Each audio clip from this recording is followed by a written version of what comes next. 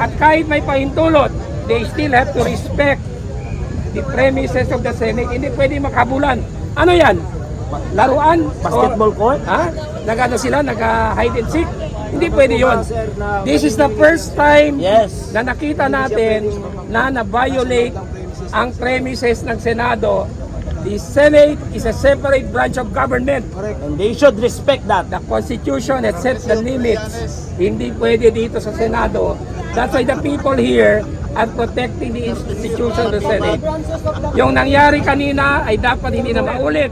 I hope Kompanyero Matibag has learned his lesson that he cannot hold sway and disrespect the Senate.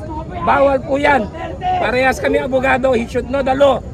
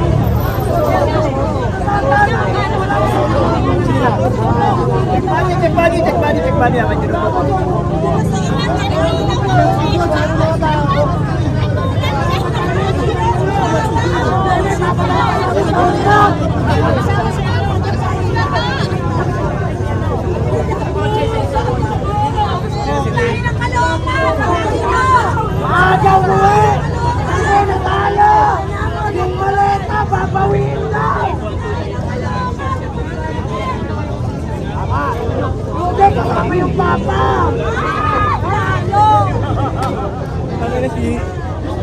Ang tigas ng mukha ni Soto, binuksan pa talaga niya yun. Mula doon pa sa loob, nakabukas ng ilaw ni Soto. Sabi niya, bahala kayo dyan, huwag niya ako. Ang kasar pa si Soto. Hindi na ako, bahala kayo dyan. Ayan, time check 7:42 ng gabi. Kakalabas lang ni Senator Soto kanina.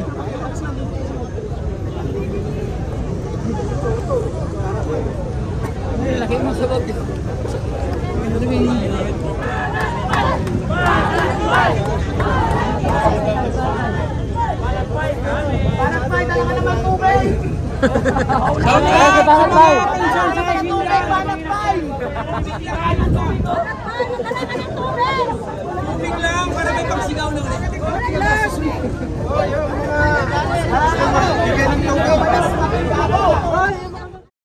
Ng Senado na walang pahintulot ng Senado, at kahit may pahintulot, they still have to respect the premises of the Senate. Hindi pwede makabulan. Ano yan? Laruan? Basketball court? Ha? Nag-ano sila? Nag-hide and seek? Hindi pwede yun. This is the first time na nakita natin na na-violate ang premises ng Senado. The Senate is a separate branch of government. And they should respect that. The Constitution has set the limits. Hindi pwede dito sa Senado. That's why the people here are protecting the institution of the Senate. Yung nangyari kanina ay dapat hindi na maulit.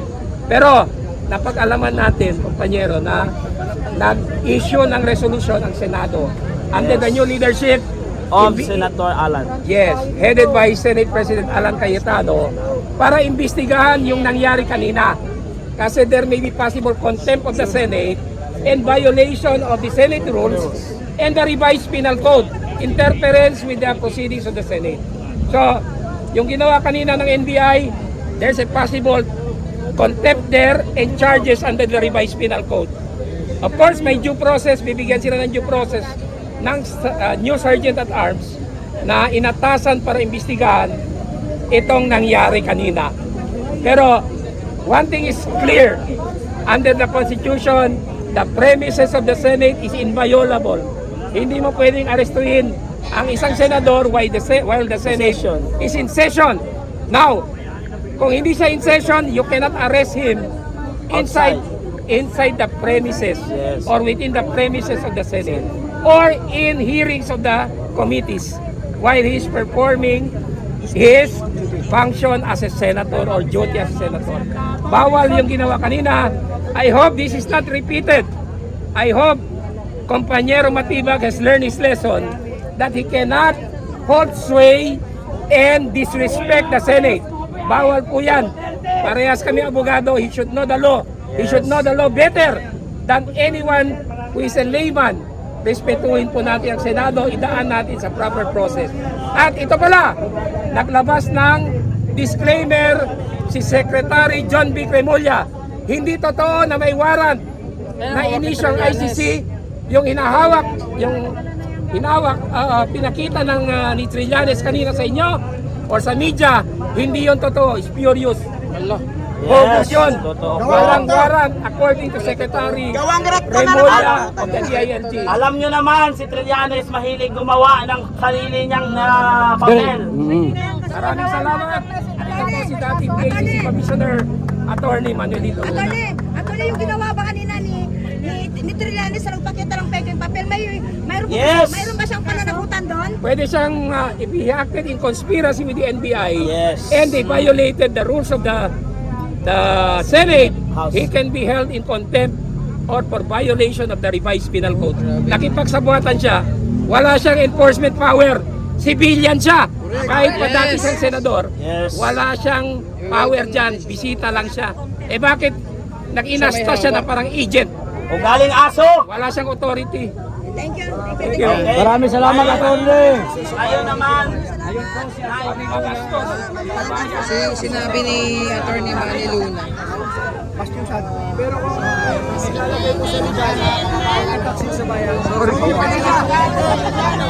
Thank you, Attorney. Thank you, Attorney Manny Luna.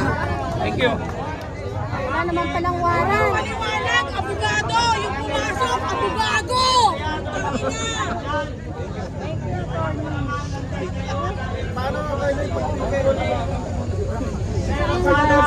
Yun Attorney Manny Luna.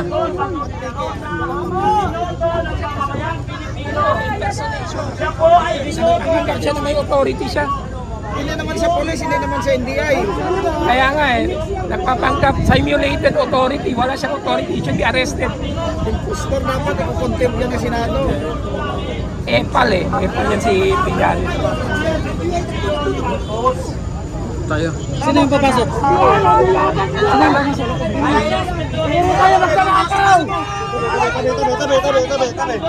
Pasok ulit. dahil kami po ang nagluklok sa kanya. Buhaya yan! Ilabas niyo kung magkikitaan ng malalakas na armas niyo! Papakita niyo ba yung mahaba niyo sa amin? Walang iya kayo! Ano, tinatakot niyo kami? Papatayin niyo kami! Yung mga tao niyo nanunutog ng baril! Lawbreaker! Lawbreaker! Lawbreaker! Titibag ka rin! Wala na kaming tiwala sa mga NBI! Mga NBI! Anday na ang gagayan! Demonyo!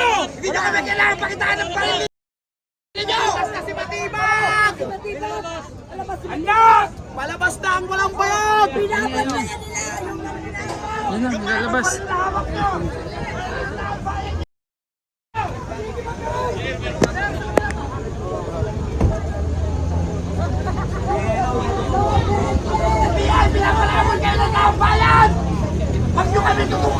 Hindi papasok.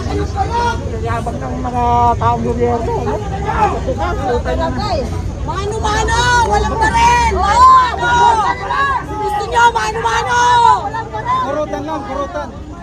Kurot lang, kurot. Wala kayo! Mano-mano!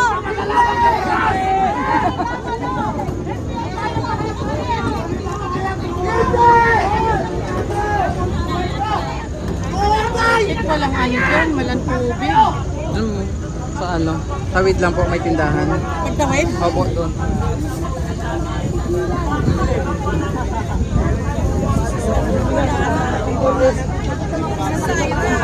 Hindi, wow, malakas. Hanap ka ba to? Nandito na ako, Trillanes! Balita! Asa ng balita? Ba't wala kang malitang dala ngayon? Wala mang malita si Bato. Hindi ba tumatanggap ng malita si Bato? Nagkasulat ako. Ano yun?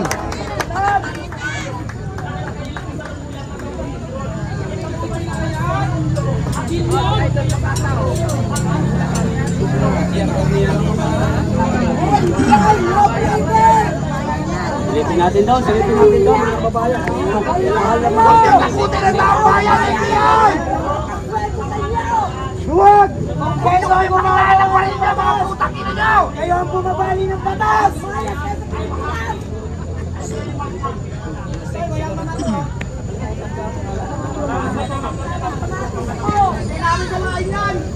Pero pwede tumahe! Sabihan niya mga hindi nyo magpalutok ng parin!